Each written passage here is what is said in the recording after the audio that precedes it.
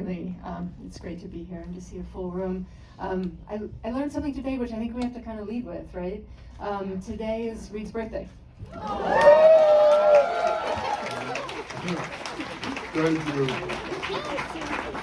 So to open the film at Film Forum, get a critic's pick, and Not a bad birthday. Not a bad birthday. Pretty amazing. So what we're going to do, I'm going to ask some questions, we're going to have a conversation, and then we'll open up to questions to the audience, and I encourage you to ask questions and make them questions. Sometimes that doesn't always happen, so I'll be strict, I promise I'll be strict. I want to start with a quote, something that Reid said. He said, "I hope this film confuses you, challenges you, angers you, and inspires you to question and fight against the status quo." Can you talk about what you mean by that? Yeah, I think cinematically, or the films I respond to are the films that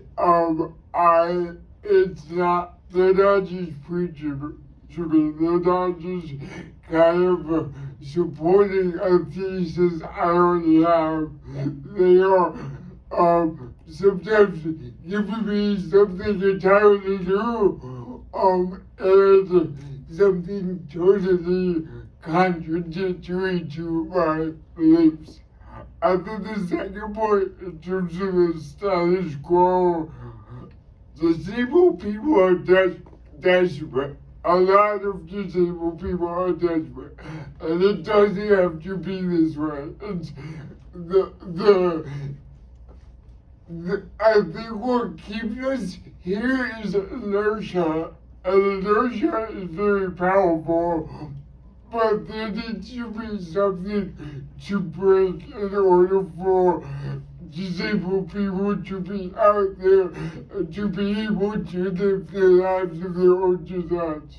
Yeah, I mean, inertia, but maybe some other things like profit motives and Sure. Yeah. We'll get that, but I totally hear you.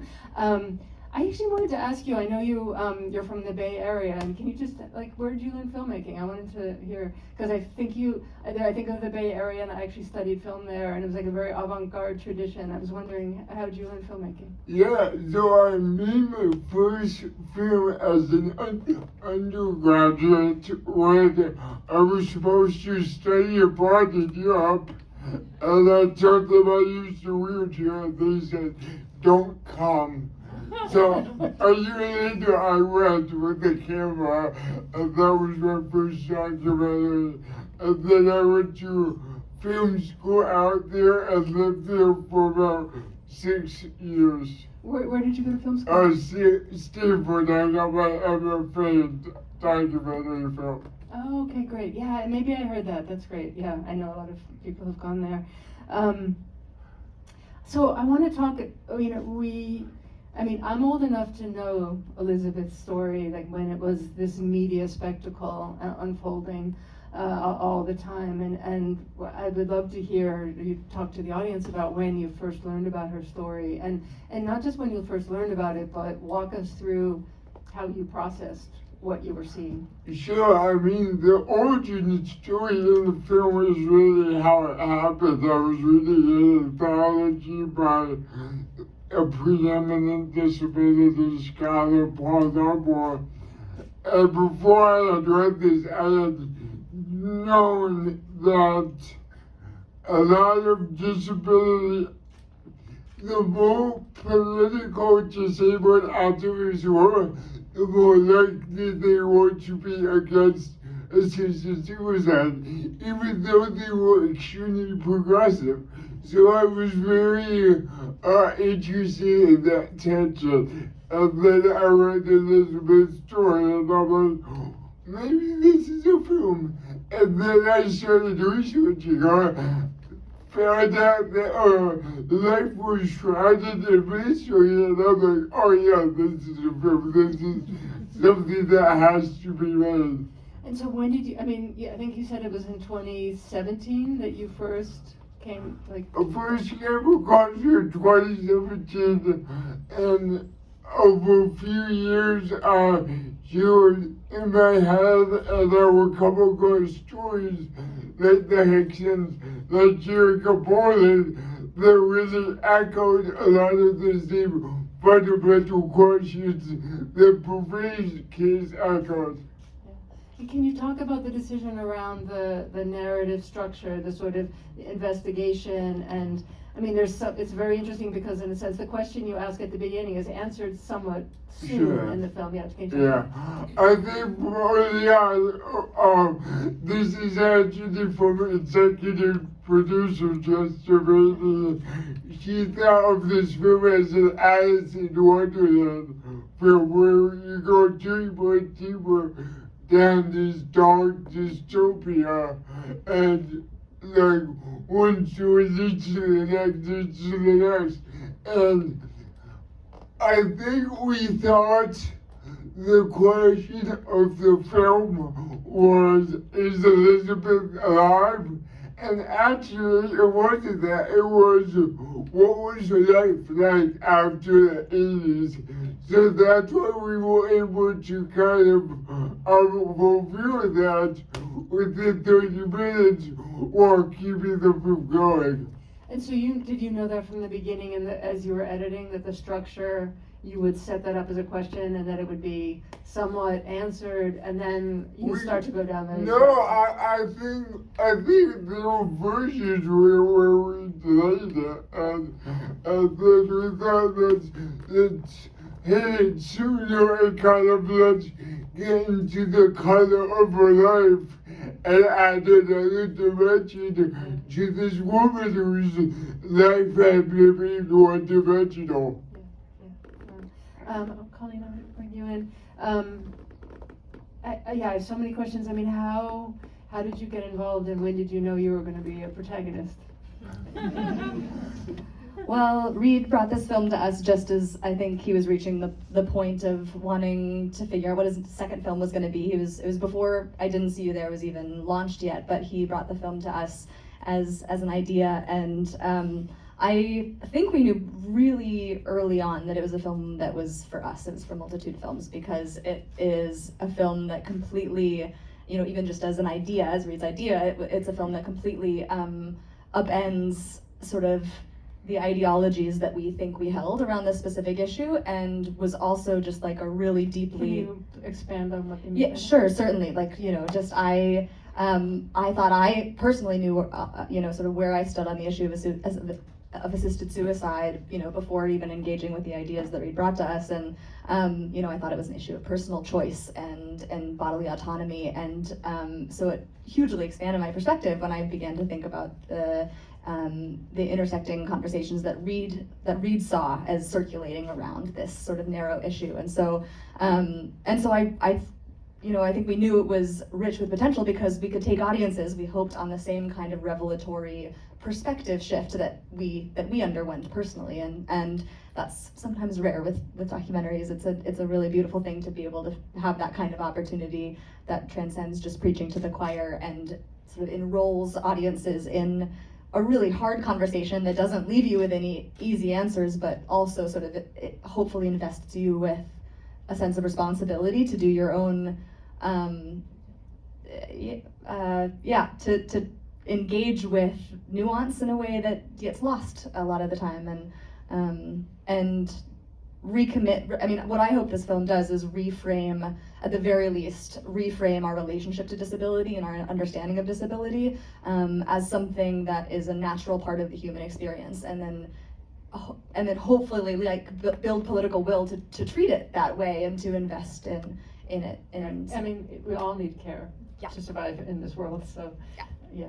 Can you talk about approaching Elizabeth's sisters, and were they immediately open to participating? I mean, it's so moving. Rebecca was, Teresa wasn't. Teresa was close. They were close. Yeah, and I want to say it took us 6 months to really develop that relationship, and there was at one point she almost backed out because she found this logline about we were describing assisted suicide as something in our future dystopia. It will be the new prescription for disabled people. And she thought that we might be in the religious right and one of these pro-life people, and she wanted no part of that, so we had to, very calmly and consciously explain that this was our position. We didn't want to drag Elizabeth's sister's name through the mud.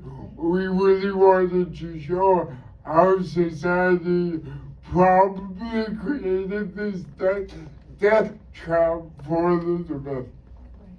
Yeah.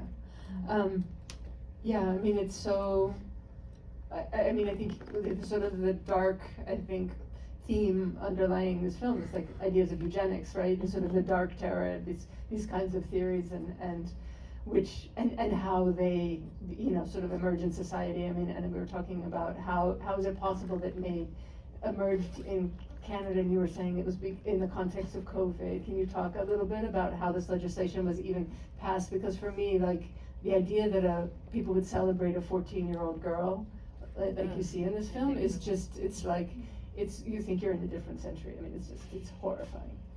Yeah, I mean, so in 2016, Canada passed legislation that's more similar to the kind of legislation we have in 11 or 12 states in the U.S., which is, confined to people with 6-month prognoses who are terminally ill, and then 4 years later, during the height of COVID, they passed an expansion that allows disabled people to access it, and they're set in 2027 to expand it further to people with mental illness. Meanwhile, the disability community, among others, have been saying like, whoa, we really need to pump the brakes, and for that reason alone, the mental illness expansion was paused, but it's still set to go forward. So. Yeah, it's wild. I mean, in the U.S. we have a different political system and a different healthcare system, and at the same time, like, it feels really clear how we can look at Canada as kind of a cautionary tale. If Canada, which we sort of hold up as our neighbor to the north with some socialized healthcare and some degree of a social safety net that we certainly lack here, if it can happen there, then certainly the profit motive and cost-saving sort of logic, the utilitarian logic will apply here. And what was the thinking behind including people who are not terminally ill in this legislation? I mean, what? I don't know that we can speak to it, but partly it's people being afraid of aging bodies, as Sarah Jama says in the film, and then of course the cost saving. Yeah. When the system is crumbling, what an easy out. I wish I could add, or we know for certain that to some extent it was financial reasons, because that parliamentary study sealed the deal for me to be passed. Yeah. But whether it's under the guise of expanding autonomy or as a cost-saving measure, the result is a certain kind of people, a certain class of people even, is shown the door towards death. So we call that eugenics. And then this sort of framing it as individualism when you have societies which don't have functioning healthcare systems to actually care for people. I mean, the last film I did, which was about the overdose crisis, and one of the main goals we had, which I think is similar to what your film is doing, is like, let's shift, I mean, this sort of the stigma and shame that kind of gets associated around like drug use, that is sort of alleviating people's pain in society, that is, where you have these profiteers that are trying to sell it, and then putting the blame back on the individual. And there's this, and like in that film, it was very much of like, no, actually the shame belongs on the society and the healthcare systems and the sort of billionaire profiteers. And I think there's something very similar with what you're, like, people are clearly suffering. It's not that they're, if you're contemplating this decision, but then what are the sort of societal failures that create? Well, for decades, the disability community has been saying, it's not us, it's you, it's not us, it's you, and we keep repeating it over and over again. And yet there's still this minority of people who get it. Yeah.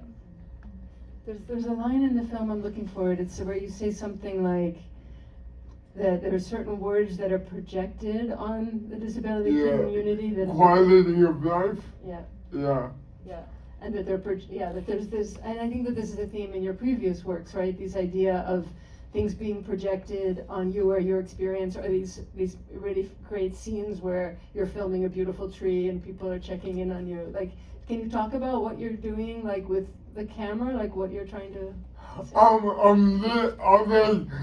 You don't see me, but I swear I don't have like a giant cowboy hat on my head. I'm literally just filming, trying to get, an artsy film shot, and then all of a sudden I have a police officer like this. And it's like, thank God I have this camera, because there are 99 other times that happened where I didn't have a camera.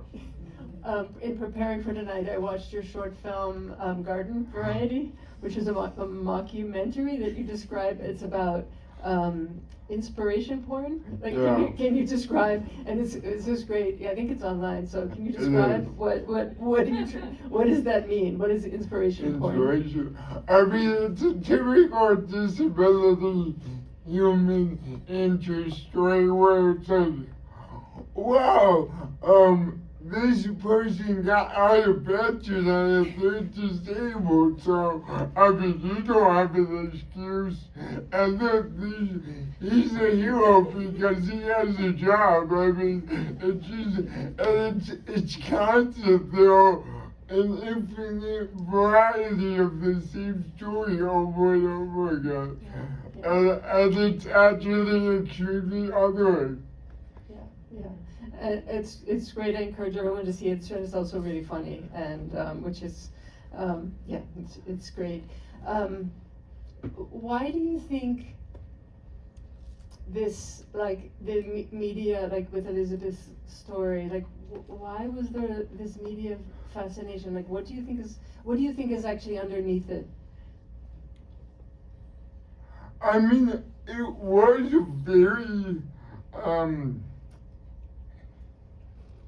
kind of unique story. A lot of people thought Bouvet was very attractive, and yet she was also, by society's standards, very disabled, yet very articulate, and she kind of, her story was put really a finger on the pulse of our culture war, and you can get this great view of this disabled person rolling into these upper courts, and then you have one group of people saying one thing and the other saying the other. I mean, all the ingredients were there for this story that would make the headlines today, too.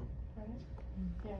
And do you think the family, I mean, the fact that there was no acknowledgement when she passed, is that something the family wanted to keep it like a low profile? You just think it was? I don't have a good answer for that. Yes, that was a big part of it. The media didn't treat Elizabeth well, so why the hell would they want her to, why the hell would they want her legacy to be subject to that again? Can you talk, Colleen, a little bit about the release? I mean, and we know that it's here in cinemas, and it's supported through the entire documentary community has come around and rallied around this film, including Multitude, which is fantastic. But what are the release plans for the film?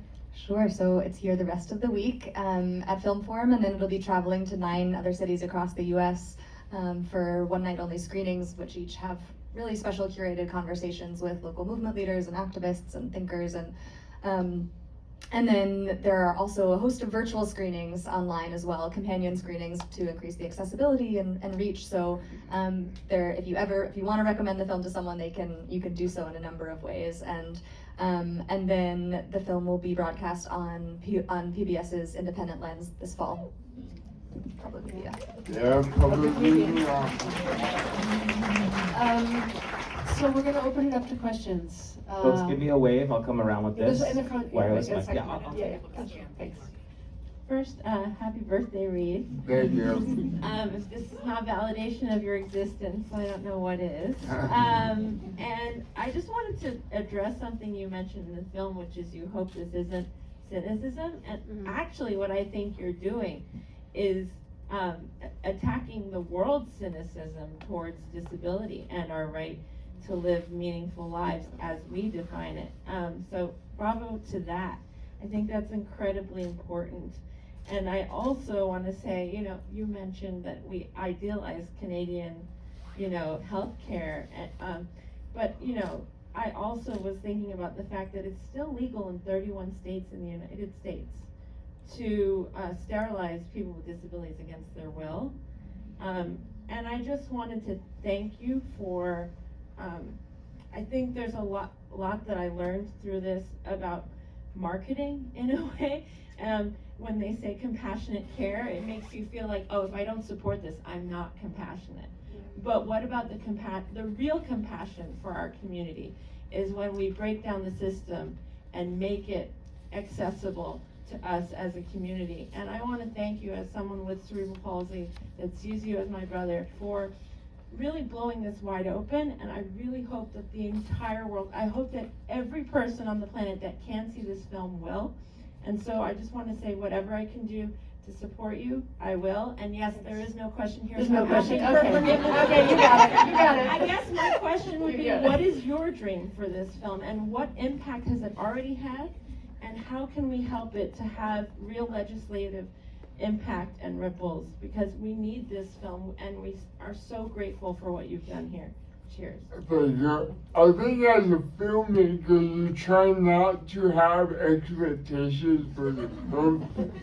And I'm very grateful to Colleen Cassingham for getting it to Sundance and getting it to festivals and getting it to freaking the film board. So I would say that the film is living its dream right now. Laura, we have a question in the back here. Great. I'm just going to mention one more thing, which is you can do a couple small things, which is if you scan the QR code, there are a couple ways that you can support the film, and one is taking a short survey, one is assets to share the film more broadly, and then the other is resources to start following and supporting the work of some movement leaders, like building power around disability justice. And I think in the face of a political climate that is stripping our systems apart, systems which granted didn't work all that well for us, but are nevertheless is going to result in death. What we can do is build local power and build power around the movement leaders on the front lines of fighting for disability justice. And so there's a couple ways you can get involved. Okay, go ahead. We have a question in the back here.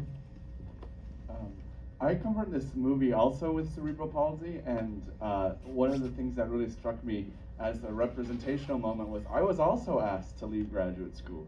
So I thank you for representing that experience. That's a particular trauma I haven't seen on screen. So thank you. Wow. Woo!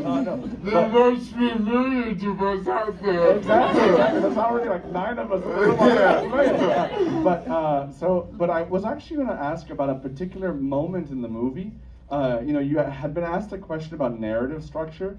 I was really moved by the way in which you were using Wikipedia in the film. And I was especially, you saw like, born on 1950X, what's the story? And then the film closes before we have For Elizabeth, you enter in the date of her death. And I was just wondering, I found that very moving. I was wondering if you could talk about the significance of that ending and how Wikipedia is working in the narrative structure. Did you think of the film as a kind of memoriam for her? I'm curious. Yes, I think more of a historical piece. I really appreciate that comment because to me the Wikipedia thing was really important. If there wasn't accurate information about Wikipedia and she was a public figure, I mean, that shows a very fragmented legacy. And so being able to kind of bring that closure, I think, to me was very significant. A question right over here. Hi Reid, thank you so much for this film. It was incredibly moving. I have a question more broadly for you as a filmmaker. I work in documentary production as well, and I was wondering through your work, what would you like to see to make documentaries even more accessible for people? I noticed that you were getting really, really creative with how that you were filming, and I thought that was really, really wonderful to see, but I would love to know a little bit more from your time as a filmmaker, like what you would like to see in the overall genre going forward. Yeah, I feel like over the past almost decade, starting with Rodney Evans' vision portraits and continuing with Quick Camp, the Two Thieves, and the Tallest Wolf, we are seeing disabled filmmakers making disabled films. And I see as someone made it clear, a lot of new disabled filmmakers help us at making films about disability. So I really hope that this kind of wave of disabled filmmakers continues, and that kind of pushes out all these cringy films by not disabled filmmakers. Cheers to that. So folks, we have time for just one more from the audience before Laura wraps. I encourage everyone to go into the lobby, continue the conversation out there. Thank you so much for this film. My name is Betsy. I co-run the Sick Times, which is a publication focused on long COVID. So the aspects of, creating media that is for us really resonated. I wanted to ask how you see this film kind of intersecting with COVID and with the many people who have been disabled by it. I know there are a few examples of people in Canada using MAID for things like myalgic encephalomyelitis, which overlaps a lot with long COVID. So I think they're very connecting issues. I just was curious how you're thinking about that. Yeah, I hope this isn't too much of a cop-out, but I'm very, as a lot of us are very diagnosis agnostic, so chronically ill, long COVID, we're all disabled. It's gonna take all of us to really come together to show political force in order for this to change. So, I mean, yes, I think there are specific issues that are acutely related to ME and COVID and chronic illness, and we are all caught up in this. All right, I have a final question, but I think I might do something else. I think we should sing happy birthday. We already did this, but yes. Happy birthday to you. Happy birthday to you. Happy birthday, dear Reid. Happy birthday to you. Thank